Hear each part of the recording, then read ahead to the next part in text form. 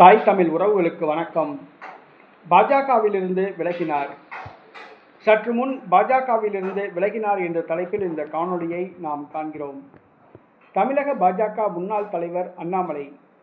இவர் கர்நாடக மாநில IPS அதிகாரி. தானாக முன்வந்து ஓய்வு பெற்று பாஜகவில் இணைந்தார். 2020ஆம் ஆண்டு பாஜக மாநில துணைத் தலைவராக நியமிக்கப்பட்டார். 2021ஆம் ஆண்டு தமிழக சட்டசபை தேர்தலில் போட்டியிட்டு தோல்வியடைந்தார். 2021ஆம் ஆண்டு சட்டசபை தேர்தலுக்கு பிறகு தமிழக பாஜக தலைவராக பணியாற்றினார். அவருடைய ஆட்சி காலத்தில் பாஜக சிறப்பாக வளர்ந்தது.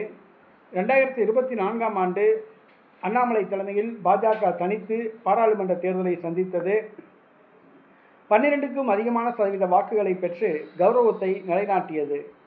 அண்ணாமலை கோயம்புத்தூர் தொகுதியில் தோற்றுப்போனார். அதிமுகவுடன் கூட்டணி அமைக்க வேண்டும் என்பதற்காக பாஜக மாநில தலைவர் பதவியிலிருந்து அவர் நீக்கப்பட்டார். நீக்கப்பட்ட அண்ணாமலை கட்சியிலிருந்து ஓரங்கட்டப்பட்டார். நடைபெற்று முடிந்த சட்டசபை தேர்தலில் அதிமுகவுடன் கூட்டணி அமைத்து பாஜக மண்ணை கவ்வியது.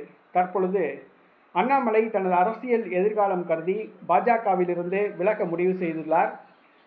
இன்று அவர் பாஜக தேசிய தலைவரை டெல்லியில் சந்தித்து 5 பக்க ராஜினாமா கடிதத்தை கொடுத்துள்ளார். சற்று முன் பாஜகவிலிருந்து அவர் விலகிவிட்டதாக செய்திகள் வருகின்றன.